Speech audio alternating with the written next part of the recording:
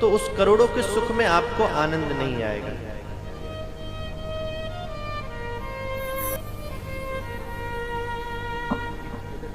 हमारे बीच में पूज्य श्री विराज कृष्ण जी महाराज पधारे हैं, जो बहुत सुंदर श्रीमद् भागवत एवं अनेक कथाओं के वक्ता हैं। बहुत बहुत हृदय की गहराई से आपका अभिनंदन, स्वागत। कुछ क्षण हम कथा की चर्चा के पश्चात आप श्री के मुख से भी कुछ जरूर श्रवण करेंगे। पूज्य व्यास जी महाराज पधारे हैं हमारे बीच में। समय की मर्यादा को देखते हुए आपसे भी निवेदन कि 2 शब्द अति शीघ्र समय में आप।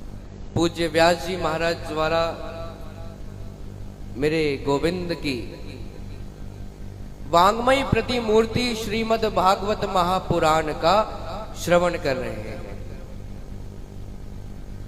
हम तीर्थराज प्रयाग में आए, हमने त्रिवेणी में स्नान किया, ये कुंभ है।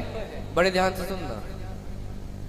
हम तीर्थराज प्रयाग में आए, त्रिवेणी में स्नान किया, ये कुंभ है। परंतु कुंभ में स्नान करने के बाद हमने श्रीमद् भागवत कथा को श्रवण कर लिया तो ये महाकुंभ हो जाता है महाराज। परम स्थान पर आने के मुख्यतः 3 हेतु होते हैं। प्रथम, भगवान की कृपा चाहिए।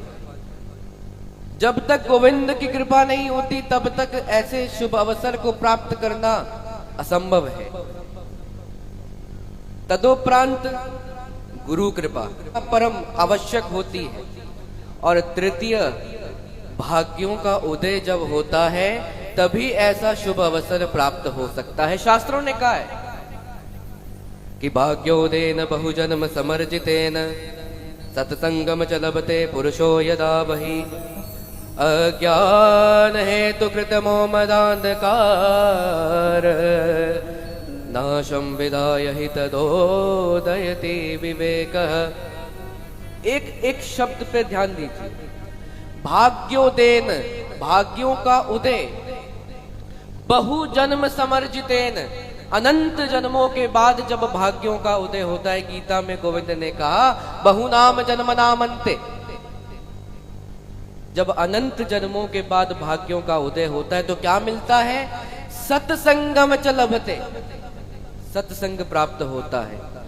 और जब सत्संग मिला, जब गोविंद की कथा श्रवण करने को मिली तो उससे क्या लाभ है?